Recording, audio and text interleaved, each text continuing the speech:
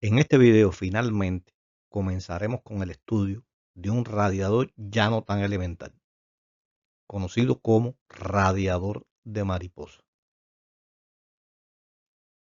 El objetivo del mismo será obtener el campo remoto emitido por el radiador de mariposa partiendo de las ecuaciones fasoriales de Maxwell en forma simétrica.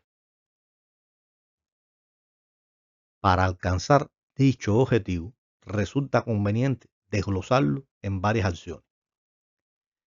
La primera acción consistirá en definir qué se entiende por radiador de mariposa.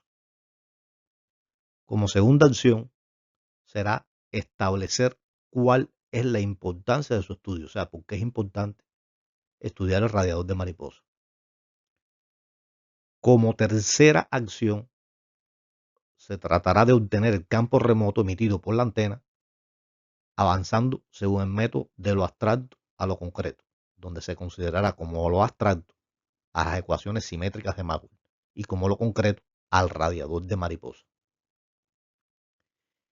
Como cuarta acción, se va a demostrar cómo emplear la teoría de los potenciales electrodinámicas para determinar el campo remoto emitido por esta antena.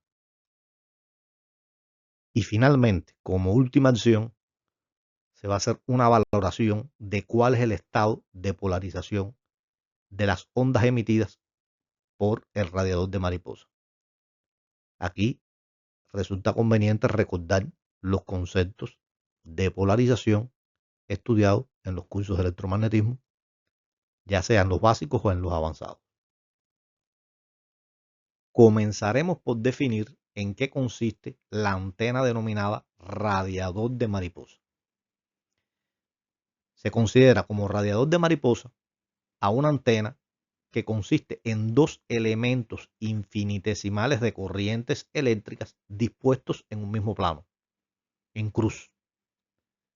Por ejemplo, puede considerarse que está en el plano XY, como se puede apreciar en la siguiente figura. Nótese de la figura que existe una corriente eléctrica infinitesimal que se considerará que varía armónicamente en el tiempo y que está orientada a lo largo del eje X. Y existe otra con las mismas características, pero que está orientada a lo largo del eje Y. Nótese además que teniendo en cuenta que un elemento infinitesimal de corriente eléctrica es equivalente a un dipolo eléctrico, también puede afirmarse que un radiador de mariposa consiste en dos dipolos eléctricos con momentos dipolares dispuestos en cruz. Ahora bien, resulta necesario aclarar cuál es la importancia de estudiar este tipo de antena. En este sentido, el radiador de mariposa es importante estudiarlo por tres razones. La primera es que es un primer ejemplo que permite ilustrar el método general de tránsito de lo más abstracto, que son las ecuaciones simétricas de Maxwell en forma fasorial, a una situación concreta, que consistirá en determinar el campo radiado por esta antena, que ya no es tan elemental como los dipolos eléctricos y magnéticos que se estudiaron antes. Como segunda razón, se debe tener en cuenta que permite ilustrar de forma clara el principio de superposición de los campos. Recuérdese que el principio de superposición de los campos es aquel que establece que el campo resultante en un punto dado del espacio, debido a múltiples fuentes, no es más que la suma vectorial de los campos generados por todas las fuentes al ser analizada cada una de forma independiente. En nuestro caso, tenemos dos corrientes eléctricas infinitesimales como fuentes. Cada una de ellas es generadora de su propio campo electromagnético. El campo remoto resultante deberá ser entonces la suma vectorial de los campos generados por ambas fuentes.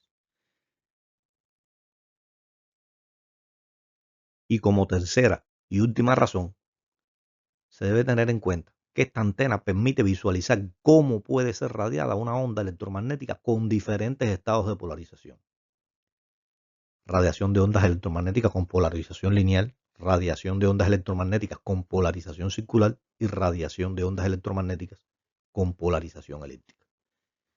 En el caso de la polarización circular y la polarización elíptica, como se conoce, pudiera ser girando en el sentido de las manecillas de reloj, o sea, polarización circular derecha o polarización circular izquierda. En el caso de la polarización elíptica sucede lo mismo. La polarización elíptica puede ser hacia la izquierda o puede ser hacia la derecha.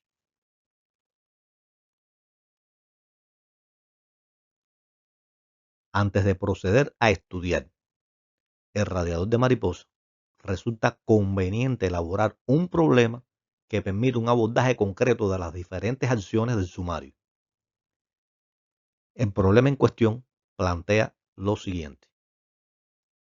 Imagine un sistema compuesto por dos dipolos eléctricos hertzianos, o lo que es lo mismo, dos elementos infinitesimales con corrientes eléctricas dispuestas en cruz, I sub X e I sub Y, tal y como se observa en la siguiente figura. Entonces, como inciso A, se propone lo siguiente. Utilizando la teoría de los potenciales auxiliares, demuestre que para el campo eléctrico resultan las siguientes componentes. En este caso, las componentes que se muestran están en coordenadas esféricas. Como inciso B, se propone, suponga que las corrientes eléctricas I sub X e I sub Y sean iguales en cuanto a su valor máximo alcanzable, pero se encuentran desfasadas en 90 grados. En este caso, demuestre que las componentes del campo eléctrico vienen dadas por las siguientes expresiones. Nótese que estas componentes ya se encuentran en el dominio del tiempo. Continuamos el problema con la proposición de su inciso C, que dice, dado los resultados del inciso B, especifique para qué ángulos medidos a partir del eje Z, la polarización de la onda emitida por la antena resulta ser lineal, circularmente polarizada, elípticamente polarizada. En los dos últimos casos, aclarar si hacia la izquierda o hacia la derecha. Como inciso D, se propone que se demuestre que para este sistema el diagrama de potencia normalizado resulta de la siguiente expresión, donde se pide que se represente gráficamente. Y finalmente, como inciso E, se pide que se demuestre que la directividad máxima para esta antena es de 1.5 y la directividad mínima resulta ser de 0.75.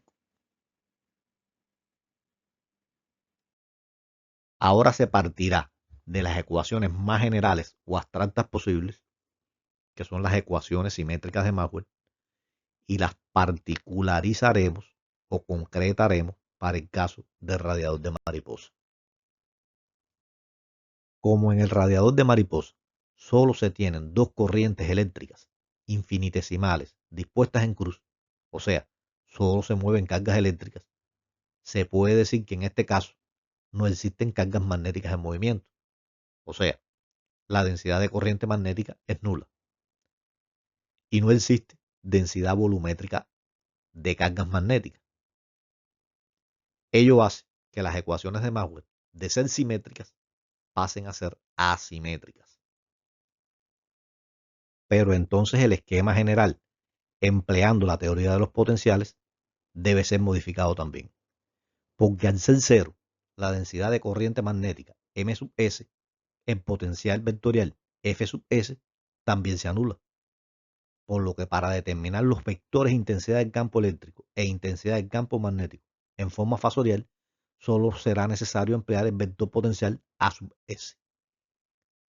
Todo ello hace que el procedimiento general para esta antena se simplifique considerablemente, como se verá a continuación. En efecto, Para nuestra antena concreta, podemos emplear las ecuaciones asimétricas de Maxwell, que también son más concretas comparadas con las más abstractas posibles, que son las ecuaciones simétricas de Maxwell, cuyo esquema general, empleando la teoría de los potenciales electrodinámicos, se vio en el video anterior, que es el siguiente. Solo queda precisar, según dicho esquema, cómo quedarán los campos remotos. Pero pronto veremos que empleando los conocimientos adquiridos en el video número 3, concretamente lo relacionado con la radiación de un elemento infinitesimal de corriente eléctrica, será posible solucionar de forma rápida y efectiva lo que se busca.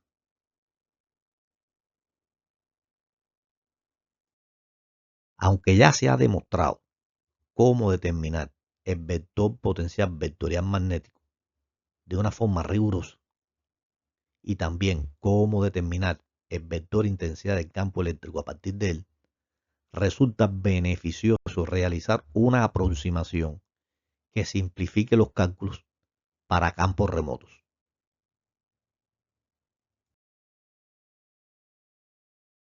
Se puede demostrar matemáticamente que para puntos alejados de la fuente, el potencial vectorial magnético es aproximadamente igual a la siguiente expresión.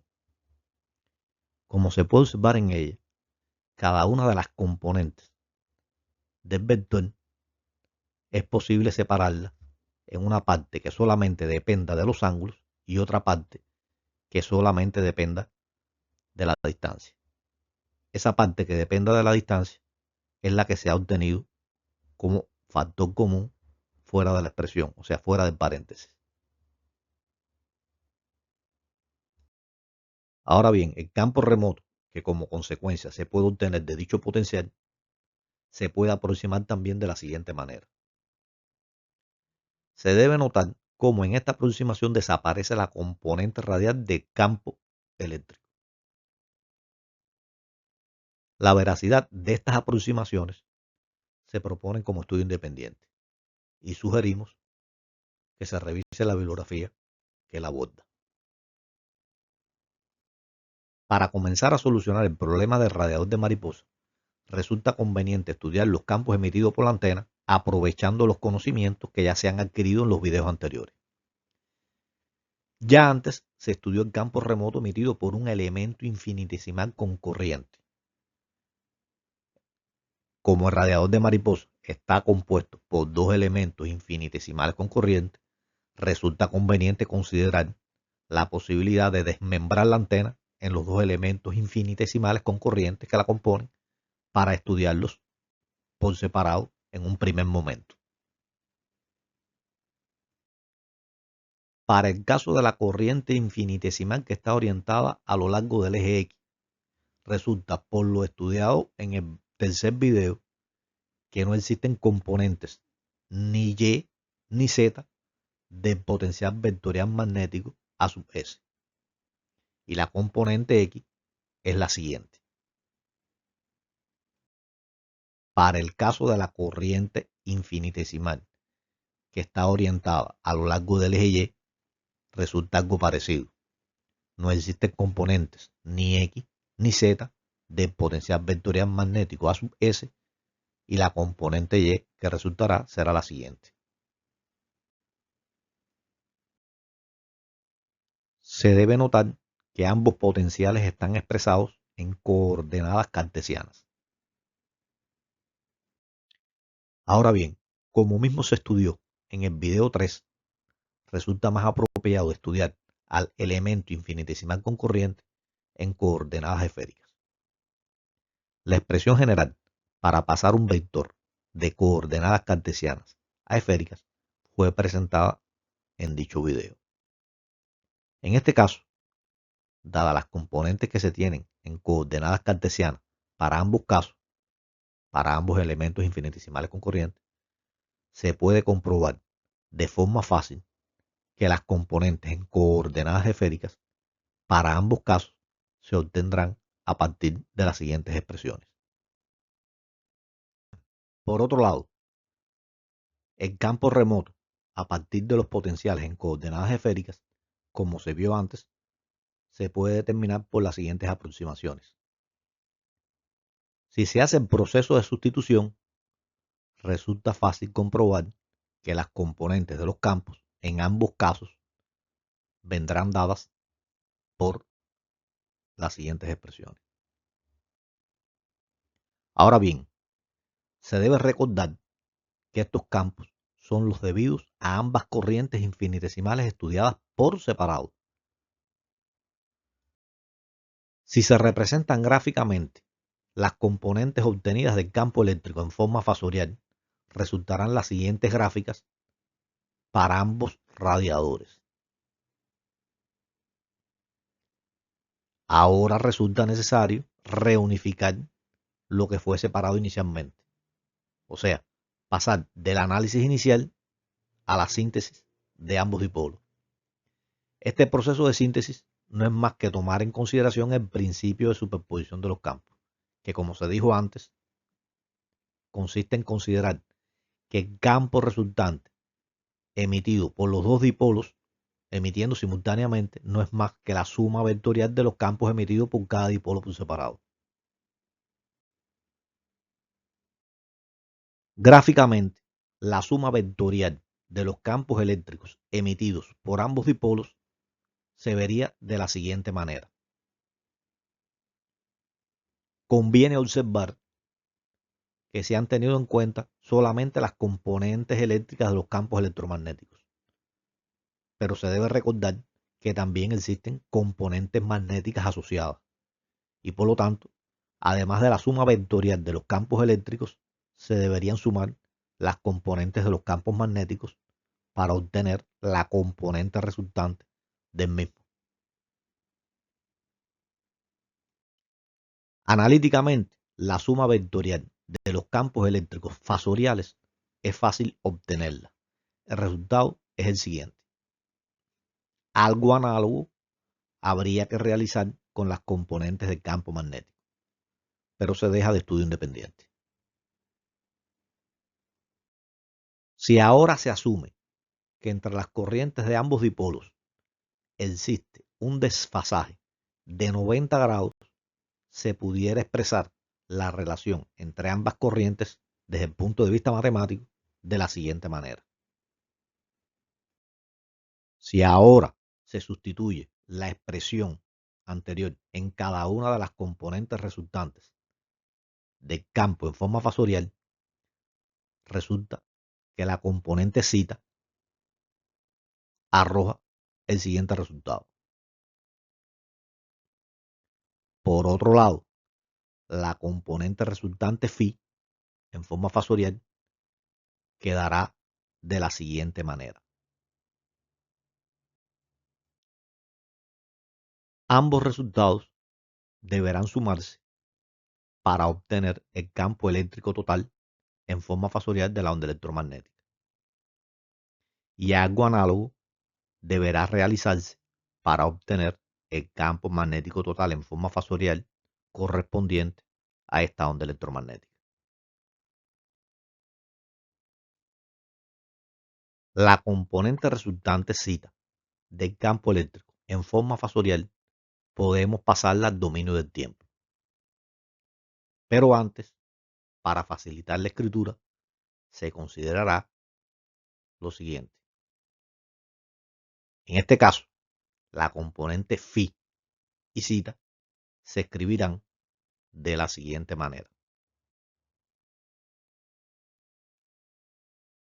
El paso al dominio del tiempo de estas componentes fasoriales se realizará según el procedimiento general visto en el video número 1. Consiste en multiplicar la forma fasorial por e a la j omega t y de ello se toma la parte real. Así, para la componente zeta en forma fasorial se tiene lo siguiente.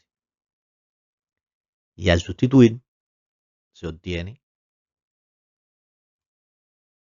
Escribimos el coseno de phi menos j seno de phi aprovechando la expresión de Euler de la siguiente manera.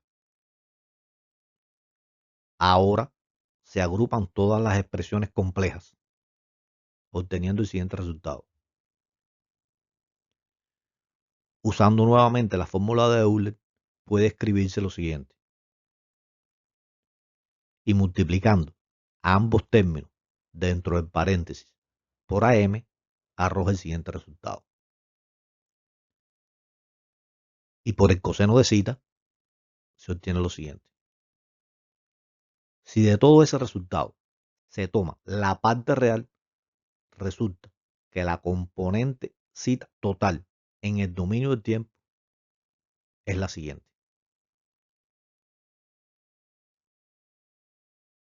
Algo similar se puede hacer con la componente magnética en el dominio del tiempo correspondiente a esta componente eléctrica.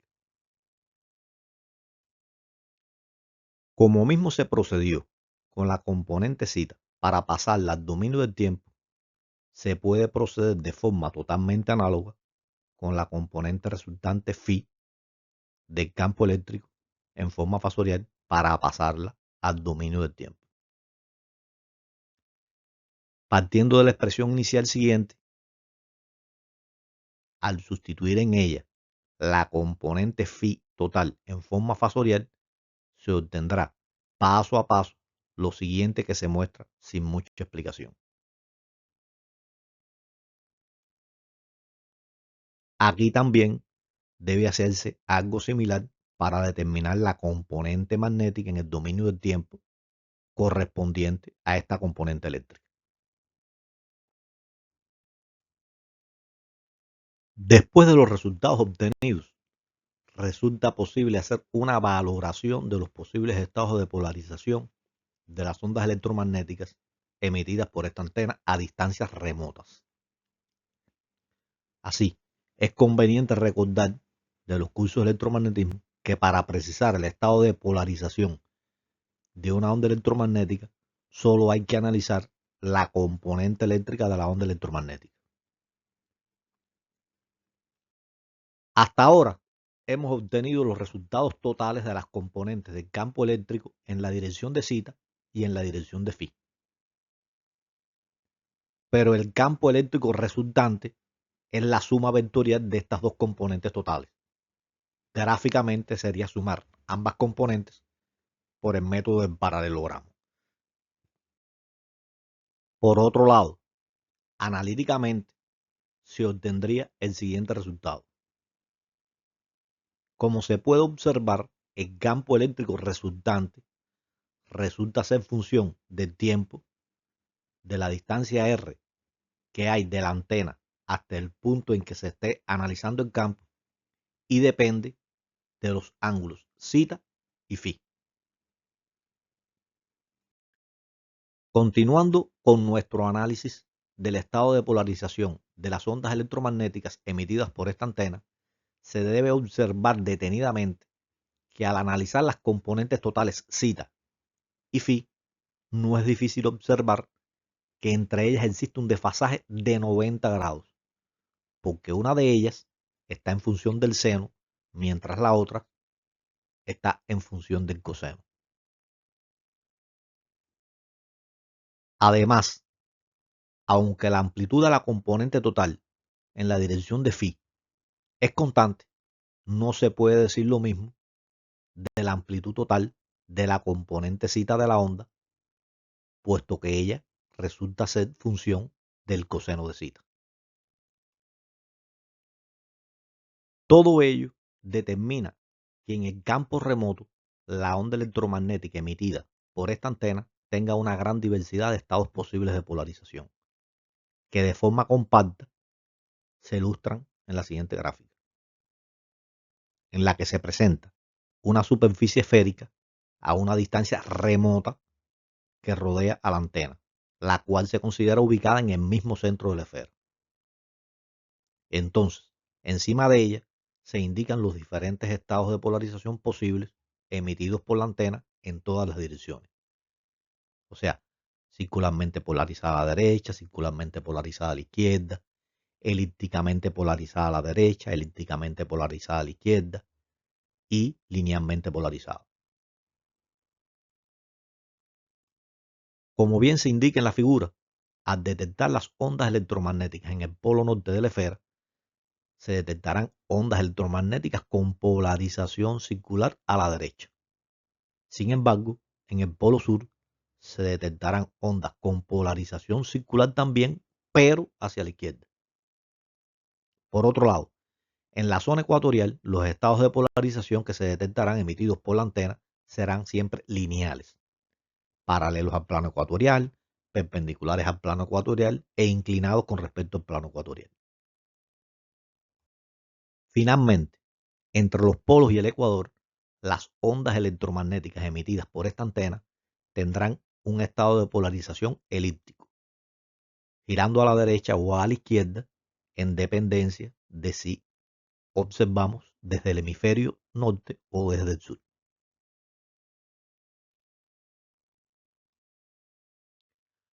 Ahora se pasará a analizar el diagrama de potencia normalizado de esta antena.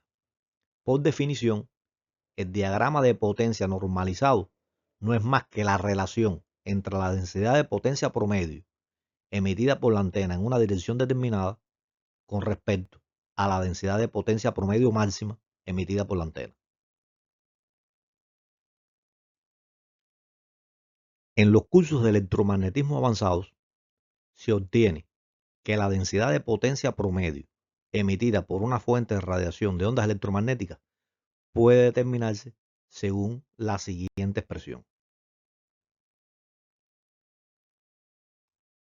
Como se puede observar, en ella aparecen las componentes del vector intensidad del campo magnético en forma fasorial con un asterisco, lo que significa la conjugada compleja de dichas componentes. Por lo tanto, está escrita esa expresión realmente en forma fasorial. En los cursos de electromagnetismo avanzado también se define la impedancia intrínseca del medio por el cual viaja la onda como la relación entre la componente eléctrica de la onda con respecto a su componente magnética. Por lo cual, despejando, pueden obtenerse las siguientes relaciones. Que sustituidas en la expresión anterior, arroja que la densidad de potencia promedio puede obtenerse a partir del conocimiento de solo las componentes del campo eléctrico en forma fasorial. Por lo cual, al sustituirlas, resultará lo siguiente. Ya se tiene la densidad de potencia emitida por la antena en cualquier dirección. Como se puede observar, solamente queda en función de zeta, o sea, la antena no emite la misma cantidad de energía por unidad de área y de tiempo en todas las direcciones.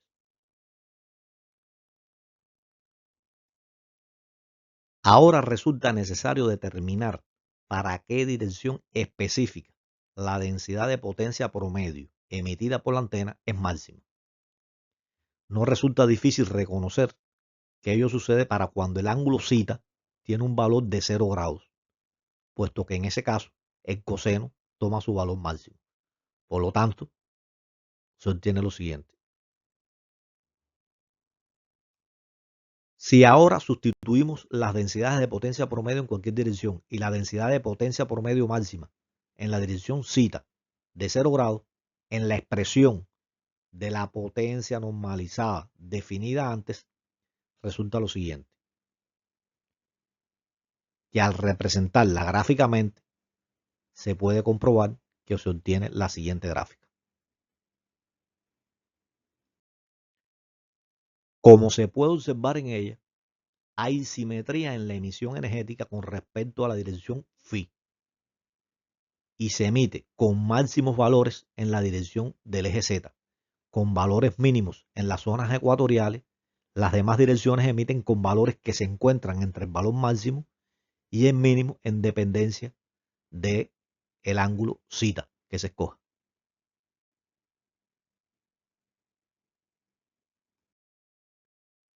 La directividad, o también conocida como ganancia de antena dirigida, se define como la relación que existe entre la magnitud del vector de Poynting en una dirección dada, digamos θ sub 1 y phi sub 1, y la magnitud del vector de Poynting medio sobre la superficie de la esfera total que contiene la antena en su centro.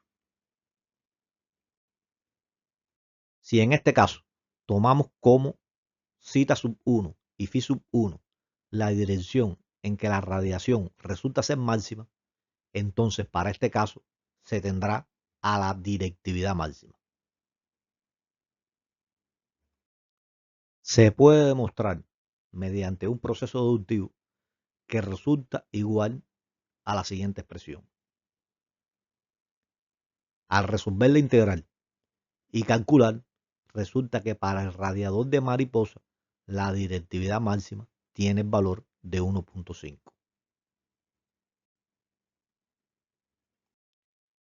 Por otro lado, si se toma como cita sub 1 y phi sub 1 la dirección en que la radiación resulta ser mínima, lo cual sucede para cita igual a pi sobre 2, entonces para ese caso se tendrá a la directividad mínima. Y que en este caso, al realizar los cálculos, es fácil verificar que resulta ser de valor 0.75.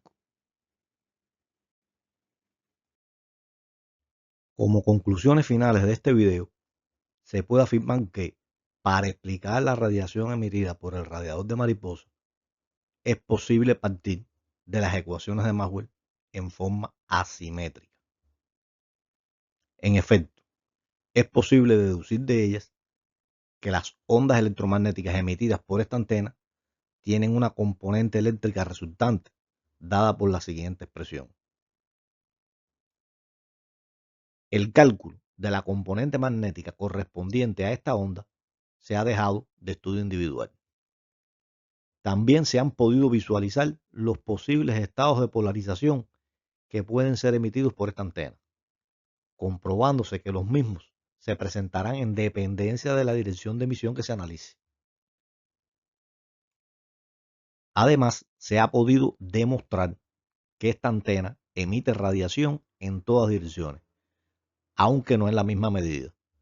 Su valor de emisión dependerá del ángulo cita que se analice. Así, resulta máxima la emisión para cita 0 grados y para cita 180 grados. O sea, el valor máximo de emisión de esta antena ocurrirá en la dirección del eje Z, ya sea negativa o positiva.